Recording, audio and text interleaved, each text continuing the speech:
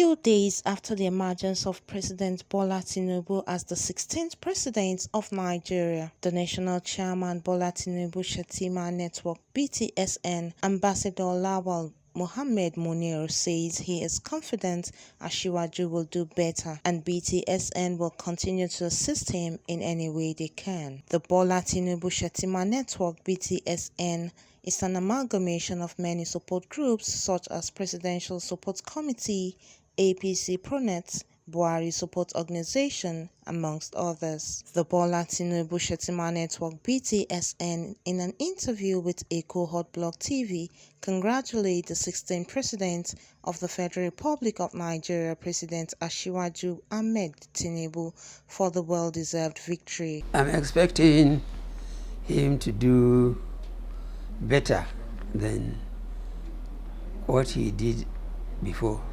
because he is now in a bigger area. The Lagos state is okay, but when we talk of Nigeria as a whole, it is not a small matter. But I know how well he does his things and the things he wants other people to do. The most important thing I expect him to do, and which I believe he will do, is that he will make a very good decision when taking people that he will work with. Because sometimes if a leader is good and the people that are around him are not good, his success is being reduced.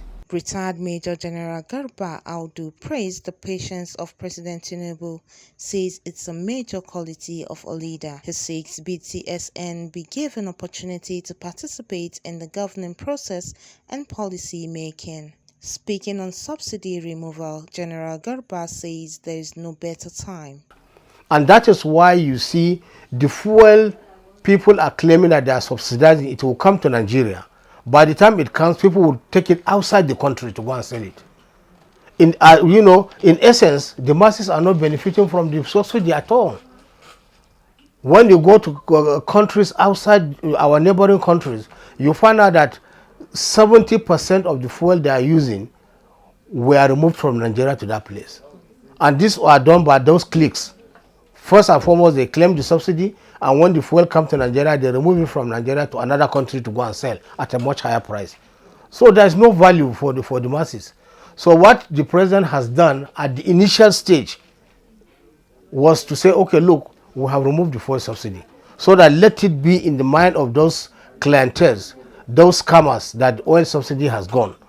And of course, when they removed the fuel subsidy, you heard that the NNPC said they supported it. And even the transporters said they supported it. And even some group of masses said they have supported it. For a very short period of time, yes, people will be thinking that, look, the price of fuel has come up from 300 and something to about 600. But at the end of the day, we are going to get over it. Because what will come out of that will be used in advancing our healthcare. It will be used in advancing, our educational system.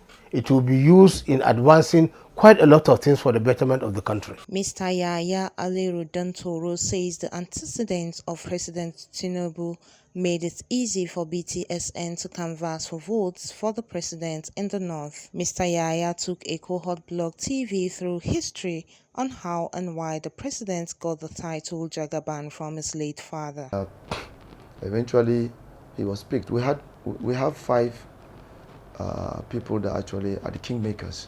So then, 2 died. 2 had died long time ago. So we had 3, and the 3 forms a quorum, whereby they could still pick a king. In the process, they now decided to pick my dad as the king. But because that time it was a PDP government, I remember, A.A. Kure was the governor then. So, and our dad was not their favorite, anyway, candidate. So the politics of picking a king then came in. And Asiwaju was far away in Lagos then. And immediately he called and told our dad that, look, he suspects, or there's a suspicion that there's going to be a foul play in this election. The government of the day are not with you. So the better we'll take this case to court, the better for us. Our dad agreed, but give time to see what actually would transpire in the process, because he was supposed to be announced the next king. So while it took a long time, the government refused to announce. That was when Asiwaju decided, okay, look, he has this lawyer, a son, Wole Oladipekun, son. I'm quite sure you know Wole Oladipekun, and that was how he took the case, and we started the case, and the case went as far as 4 years, 4 months. So Asiwaju was there for Emir throughout from beginning to the end. So from the beginning to the end, and that was how the relationship grew stronger and bigger and better.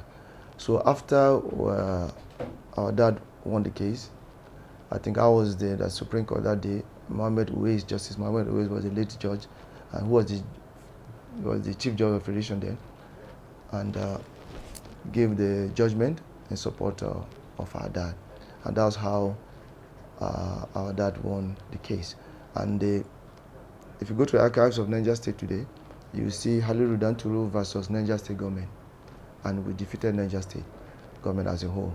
And that's how he became the king. And what happened afterwards was that now our late dad said, okay, look, I need to pay Asiwaju back for what he has done for me.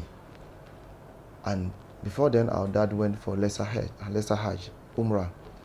From there, he got his spiritual inspiration that, look, you need to give this gentleman this title, Jagaban.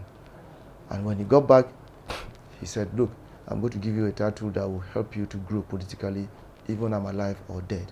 And I believe you'll be the king, you'll be the next president. One day, you'll be a president one day. So this Jagaban will help you tremendously.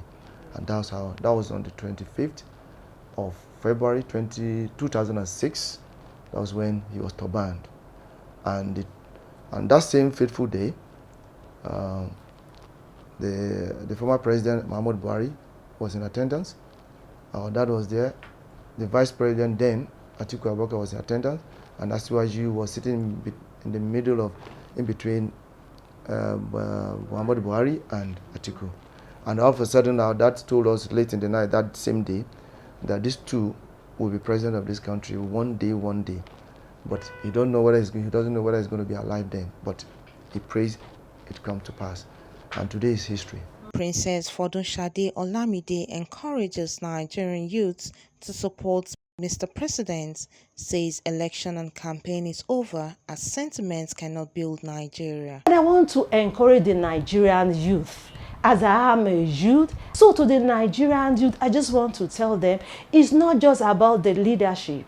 If we have a good leader and the youth are not ready to support him, it will not work. So we've got to change our mindset. We've got to know that Nigeria is our country. By the grace of God, I studied abroad, but I came back to Nigeria to fix my country because of the love I have. If I can do it, 1, 2, 3 persons can also do it. Nigeria will now be on its road to a better country. So to Nigerians, election campaign is over. Let's join hands with our president, His Excellency Bola Ahmed Tinubu, to fix Nigeria. Let's change our mindset. Sentiment cannot build Nigeria. Religion cannot build Nigeria. Let's forget our religion, our ethnicity, all the sentiment that will not take us anywhere. Let's believe in one Nigeria. Let's believe to come together and to build the Nigeria of our dream. Comfort Olayinka, Eco Hot Blog TV.